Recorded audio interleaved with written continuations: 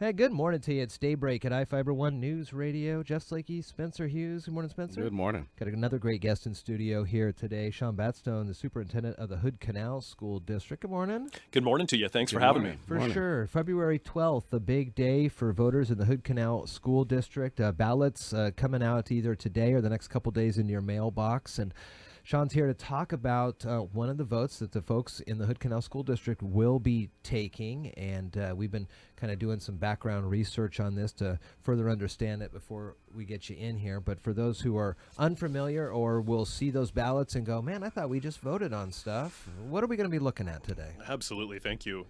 Two propositions on this ballot, and I called them critical and interrelated. Two critical and interrelated propositions happening. One, all school districts still need education programs and operations levies, and those are renewals. So the first proposition our voters will see is the education programs and operations levy renewal package. And that's important because those are the things that continue on with existing programs. The second proposition on the ballot, though, is our new capital levy. And that new capital levy will go to pay the cost of our portion of Shelton High School construction project. It will also do some infrastructure improvements at Hood Canal School District. So two critical and interrelated propositions on this one. Infrastructure-wise, we want to definitely do some stuff around safety, doing some safety enhancement. And then we have a 55-year-old gym at Hood Canal School District and stage that needs a little bit of upgrading as well. So some floors, walls, some lights, some of the things that will make that high functioning for our students at Hood Canal. I can imagine the folks in the Hood Canal School District are a little more familiar with this, but for parents, teachers, and everybody also in the Shelton School District, they just voted a couple years back on a big bond, and that passed through. And so explain to me a little bit about what the monies would go for Hood Canal into the Shelton School District and the kind of how that all works out. Yeah, absolutely. That's a great question. Well, remember, we have some non-high school districts, which means they don't offer high schools in the Mason County area. So Southside, Pioneer, and Hood Canal all contribute something called a non-high fee, which helps pay for our students to attend mostly Shelton School District, although it can be other high schools as well. But when Shelton passed their bond, part of that $65 million bond was for high school improvements. And when a school district does high school improvements, the non-high school districts owe a portion of that cost. And so we were asked to pay a portion of the cost at $2.8 million. So that's partly what Proposition 2 is about, isn't it? We don't have that money to pay $2.8 million. So we have to ask our taxpayers to help us out with that cost. So if this, why wasn't this part of the bond with the school district, the Shelton School District? How does that work? Last year, school districts have ways to respond to other bond costs. Remember, last year, Pioneer and Hood Canal got together to do the Cooperative High School. Yeah. That was going to be in response to us really contributing to high school costs anyway. So we decided to run the Cooperative High School bond last year. Unfortunately, that only received a simple majority. It didn't receive a supermajority of votes. So when it didn't receive a supermajority, we had to have another response. And that second response was to run a capital levy to help pay the bill for our portion of the Shelton High School construction project.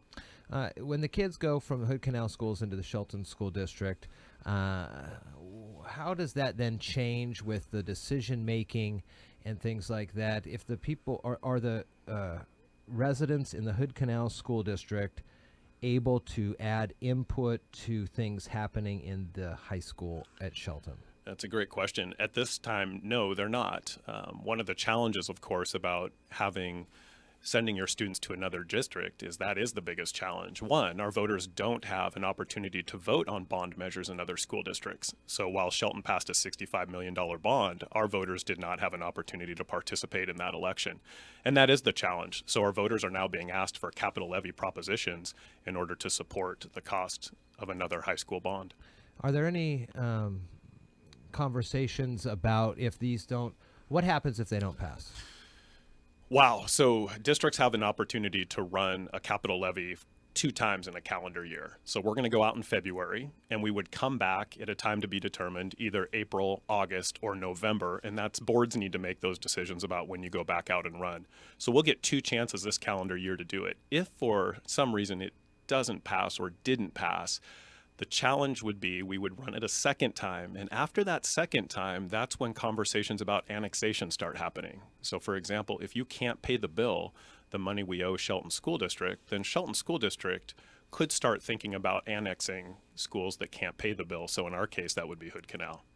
So then that the school out there would be under the total envelope of the Shelton School District? Right. There's a lot that has to happen there, and I haven't heard any conversations about Shelton interested in annexation, but it is a real reality for school districts that can't pay their portion of the high school construction cost. So for us, that would be a reality that Shelton School District could possibly send our way. What's the benefit for you to be an independent school district like that? That's also a great question, because I think there's something to be said for local control within your school district. What that means is our voters have an opportunity to create the kinds of programs that are necessary for students at Hood Canal School to be successful. That same control of your local area doesn't necessarily exist when you're part of a larger school district. So for example, if Shelton were to absolve Hood Canal School District, Hood Canal could easily become something that it doesn't exist right now. It could be an elementary, it could cease to exist. That would be up to the Shelton School District to decide where that goes. But for us, it provides us with a chance to be in full control of the programs we want to create. So for example, we just started a new band and music program.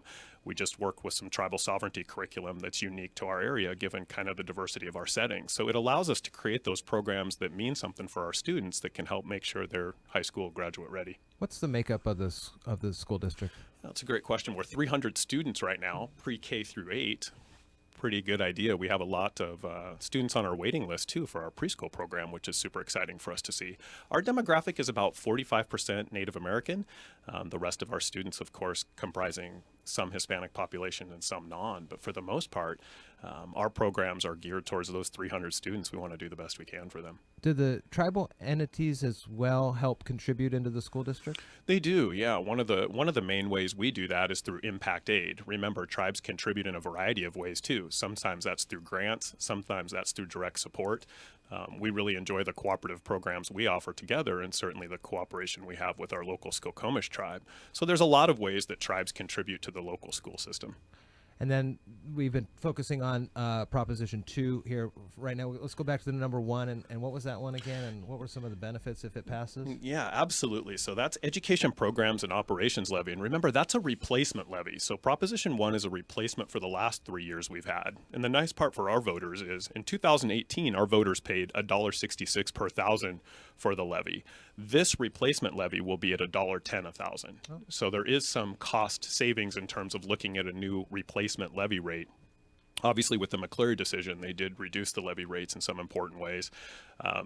Those will be challenges, of course, that Hood Canal has to deal with. But at $1.10 per thousand, that is something our voters can really connect with. On Friday, Pioneer School District Superintendent John Gummel will be here. We'll talk with him mostly about some of these same issues.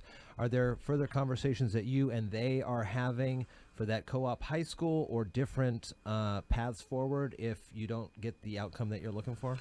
Yeah, the last time we were together, really we wanted to make our focus this election for February 12th, no question. February 12th, 2019, important for both of us because we have to pay that bill. Once we pay the bill, then we were anticipating re-engaging our boards in conversation about the Cooperative High School bond. So it is likely that our boards may choose to move forward in that direction, but I would have to leave that up to our boards to make that final determination. If Prop 2 passes and you pay off your $2.8 million to the school district, what happens after that? You guys are then able to engage in those types of different conversations? You're kind of you're paid off in a sense then, and are able to maybe look to do other things? Yeah, that's right. So $2.8 million for Hood Canal School District means we would make that payment back in 3 years. So at the end of 3 years, we would have paid the $2.8 million debt. That then means that we are done with that. The high school contribution for this particular bond is done. However, if the Shelton School District were to run another high school improvement measure, then we would be on the hook to pay for some of that cost as well. So that's why it's really important for Pioneer and Hood Canal to have a real conversation about what do we want to see long term for our two school districts. Interesting. How have the conversations been within the school district and the community gatherings to when you talk about this? I know everybody at times are being asked over and over to contribute different ways. Money for many folks these days are tight, but do they see the benefits in this, or what's the feel right now before the ballots come out this week?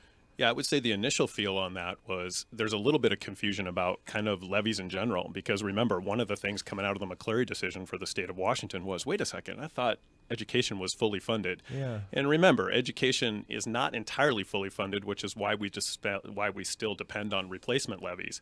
So for example, the state did give some money for, say, teacher salaries and learning assistance programs, and you can use those dollars to pay for those two buckets that I call them.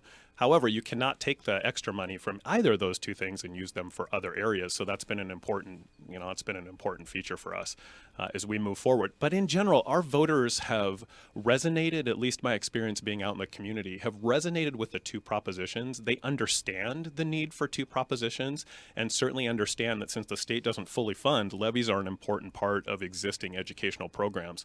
On the other hand, they know since we didn't pass that high school cooperative bond, we do have a bill to pay.